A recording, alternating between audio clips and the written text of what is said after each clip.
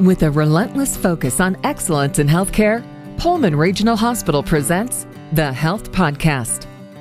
All right, people throw the term ADHD around all the time, but do they really know what the condition is truly about? Well, to learn a little bit more about ADHD and its diagnosis and treatment, we'll talk to someone who knows all about it.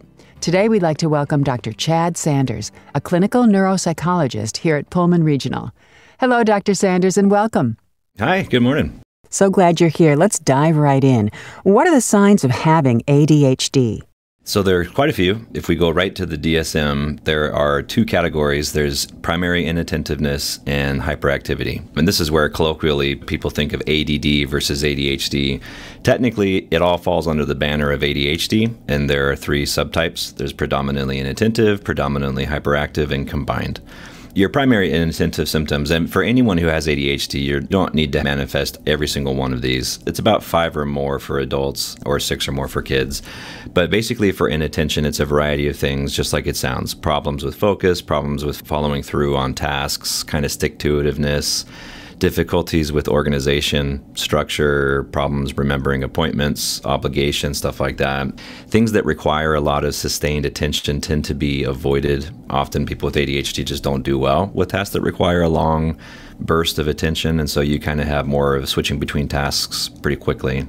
Carelessness, to make careless or rushing mistakes is another common symptom. Primary problems with sustaining attention. In conversation, it can be very difficult for people with ADHD to stay focused, just like other contexts. But for others, you can notice that it seems like, are you listening to me? Or did you hear what I just said? That kind of thing. And it's more of a recurrent problem. And then losing track of key objects, key things. I'll talk about this probably a bit later as we go into other areas, but people with ADHD over time just kind of learn that they will lose things that are key if they don't do certain strategies to keep track of it. And then your filter for distraction is just lower. And so you hear those stereotypes about like squirrel, all that stuff. I was just going to say squirrel. Yep. Yeah, it's a real thing. And then for hyperactivity, it's kind of the outward manifest symptoms. And so fidgeting, squirming, straightforward hyperactivity. But internally, and this is more apparent too, the older the person gets, is feeling more driven to do things, driven by a motor, kind of an ongoing tempo. Mm-hmm. Oftentimes leaving situations when staying seated, staying calm, staying quiet is appropriate. So kind of moving around or even sometimes standing up in a chair at a movie theater, but difficulties with staying seated or staying kind of still when you're supposed to. Often feeling restless, feeling on edge in terms of needing to do stuff, difficulty unwinding or slowing down and being quiet. Even for things sometimes that are enjoyable to the person, it can be hard to do it quietly. Talking excessively in social situations, and it's not always talking excessively as far as like fast-paced and loud, but it can also be kind of not following the rules, so kind of intruding on boundaries of others, finishing people's sentences, jumping in when you're not supposed to. And then difficulties waiting turn is actually one of the specific symptoms in the DSM, but that can look more diverse than that. So it can be things like when you're supposed to wait a certain given amount of time for any potential thing, you might just not make it and try to get done earlier. You might give up and you might walk away. And so people with ADHD are, for example, more likely where if you're at a grocery store and it's really busy and there's a long line, you might be the person that gets out of line to go try to find a shorter one, and then you end up wasting more time because of problems with organization, and the combination can really manifest. So in a nutshell, those are the kind of key domains, symptom-wise. And as you were talking, I was wondering, does ADHD present differently in children versus adults? It does, yeah. Some of the primary things are kind of the same, but the trend from kids to adults is you see kind of through shaping, certain things don't look the same in adulthood. The key neuro kind of chemical etiology is the same. Basically deficiencies in norepinephrine and dopamine, that kind of thing, problems with your prefrontal cortex. But for example, hyperactivity looks a certain way in childhood. The stereotypes being bouncy all over the place, etc.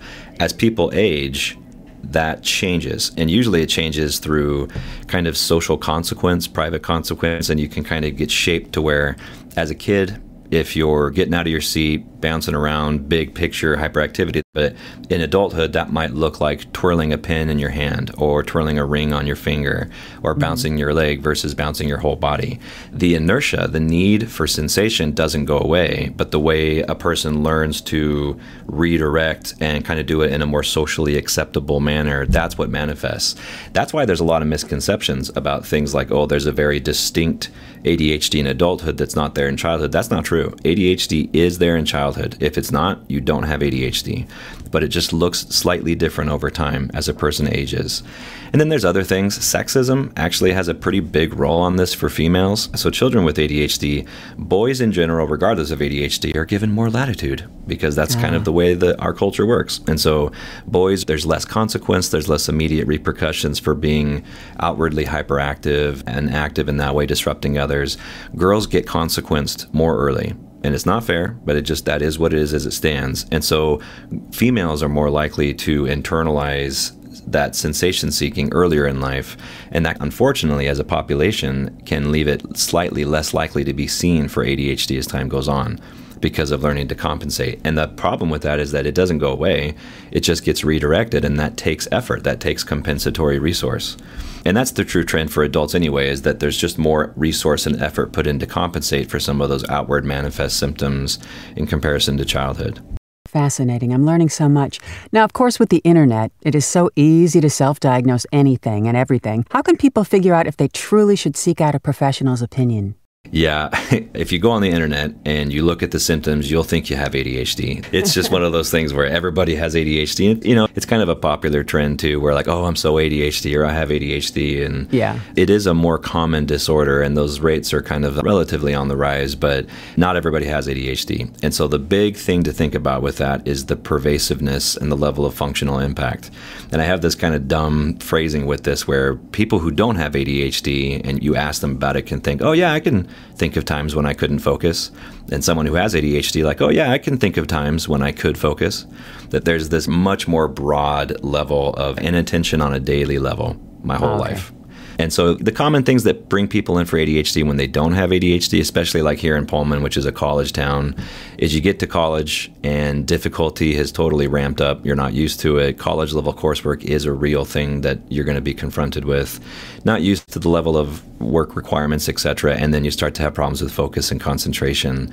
So ADHD is in the ether. People talk about it, especially in college towns. Through diversion, you might even take a friend's stimulant and think, oh my gosh, I could think really sharp. That was wonderful. I must have ADHD. And so you get seen and you don't.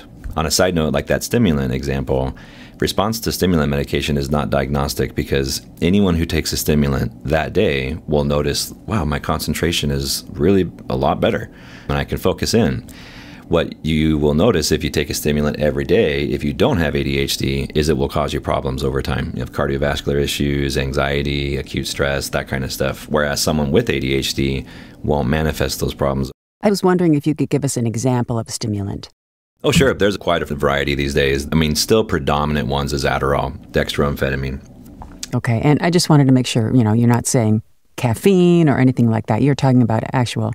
Yeah, so caffeine actually is a pretty common self-medicating agent people with ADHD use, and caffeine blocks adenosine. And adenosine is a neurotransmitter that's designed to signal your brain that you're tired. And so when you take caffeine and you block adenosine, that sleep signal goes away, and it kind of indirectly activates your central nervous system because you don't feel as tired. Which on a side note is why if people just plug coffee all day, every day, you will crash eventually because eventually your systems will just shut down even if you're not aware of being tired. But with ADHD, when you take something that blocks adenosine and it indirectly stimulates your central nervous system, that has a downstream effect on norepinephrine and dopamine, for example. And so that's why coffee can be something that you can see folks with ADHD will drink, and it can be self-medicating where you don't see the traditional effect where a person with ADHD can drink a cup of coffee and then take a nap. Part of that is neurochemistry, is if you're starting deficient with things like norepinephrine and then you take a stimulant and it brings you, so to speak, up to homeostasis, then it can facilitate things like sleep. So like kids with ADHD who are just bouncing around at night and just boom, boom, boom, and then fall asleep in like 5 seconds once they hit the pillow, sometimes that's because there's this sensation seeking that comes with the nature of ADHD that makes it hard to fall asleep. But as soon as you get adequate stimulation, then sleep can kind of happen. How is ADHD medically diagnosed? Yeah, so that's a really important question. Like so many things, it often starts at the primary care level. Primary care providers see everything. They don't get near enough credit, and ADHD most of the time presents at primary care. So typically there, you'll do a screening, but diagnostically, it's pretty rare these days for you to be diagnosed with ADHD at the primary care level because, unfortunately, they just don't have the time to do it. They have so much demand on their schedule, and diagnosing ADHD is a very complex process. So for primary care, it's difficult to go down the road of treating ADHD, which the predominant treatment is a stimulant, if you don't feel like you have enough data to support the diagnosis because it's a rule-out disorder. So typically you'll be referred for a specialty evaluation, and the textbook evaluation would be a full neuropsych evaluation. It's not always available depending on where you live. Here in Pullman, myself and my colleague here at the hospital, and there's a few other folks in the area, do full neuropsych evaluations. The best approach is a multimodal approach, and neuropsych testing is the best. So you get a combination of a very thorough review of your clinical history. You want to look at childhood history, knowledgeable informant data, so report data from parents, teachers if it's available. It's hard for adults sometimes to actually still have that as an adult, but if you have that, it's the holy grail. It goes a long ways. And then you do standardized screening questionnaires, things about day-to-day functioning across domains, those two sets of symptoms, of course, I mentioned in the beginning. And then for the neuropsych testing itself, you do kind of ideally a full neurocognitive testing battery. So you establish kind of your core intellectual abilities. And I do want to say that ADHD is not an intellectual disorder. It has nothing to do with that. It's about things that get in the way of a person's ability to apply themselves. Yeah, good to know. Yeah. And how is ADHD treated, and is ADHD able to be cured? There is no cure for ADHD, and so it is a lifelong thing. Lots of people live your whole life with ADHD, and you never know about it. That's changing nowadays with information being disseminated. So ADHD is not an emergency disorder, but it is a real disorder. But yeah, unfortunately, there's no cure for it as it stands today. So your focus is management and trying to compensate. Stimulant medication is the predominant treatment. Some people have some concerns about taking a stimulant, concerns about their kids being zombified, stuff like that. And unfortunately, the truth is that a stimulant is the predominant treatment because it's a neurodevelopmental disorder. When you have a deficiency in norepinephrine and dopamine, you can't think that away. You can live with ADHD, but if you really want to manage it, and you can do those behavioral things, you can do, that kind of stuff, for example, but a stimulant is still the predominant treatment for managing it. But the combination of everything is the best. So stimulant medication, and that can be a process that you want to work with if you work with a psychiatric provider or a primary care provider, it's still kind of an old school thing where you might start with one thing, start low, go slow, find a good fit. If it's not a good fit, you might move on to trial a different one. Nowadays, more and more genetic testing is being used to determine if a person has any metabolic issues with certain compounds to try to cut some of that process out. Because the old school way is you would just trial. If it's bad, you'd move on, etc., until you find a good fit. And then once you find a good fit, ideally, you find the right dose and you kind of stay on that. But stimulants, yeah, that's the predominant treatment. But then on top of that, do the behavioral stuff, the environmental stuff, social support. So setting in things like centralized locations, setting routines. I mentioned earlier about losing track of key objects. A person with ADHD almost always will learn the hard way to use routine. Because if you set your phone down in weird places, you'll just lose it. And then you have to track it down. And so there's this natural progression where people will develop these idiosyncratic routines and strategies.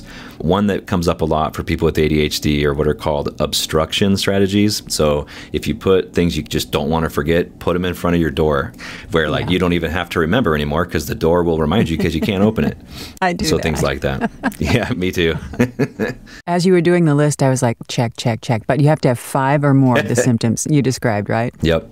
I have a final question for you. Are ADHD and anxiety linked?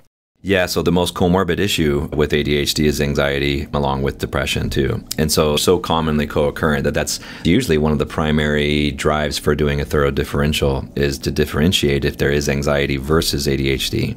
And then it's the chicken and the egg thing. And so coming back to being in a college town, people will often present with ADHD and say it's secondary to college level coursework. They're struggling. It's dead week. They're kind of drowning. They're having a lot of anxiety because they're not used to the pressure. One of the hallmark symptoms of things like anxiety and depression can be problems with concentration, problems with focus, etc. So it can look and feel like ADHD, but it's not ADHD. Boy, are we lucky to have you on the case. We so appreciate your time and everything you do to help our wonderful patients. Thanks so much for being with us today. Oh, absolutely. My pleasure. Thanks for having me. And you can learn more about this subject, providers, and services at Pullman Regional Hospital online at pullmanregional.org/Palouse-psychiatry-behavioral-health. This has been the Health Podcast from Pullman Regional. I'm your host, Deborah Howell. Thanks for listening and have yourself a terrific day.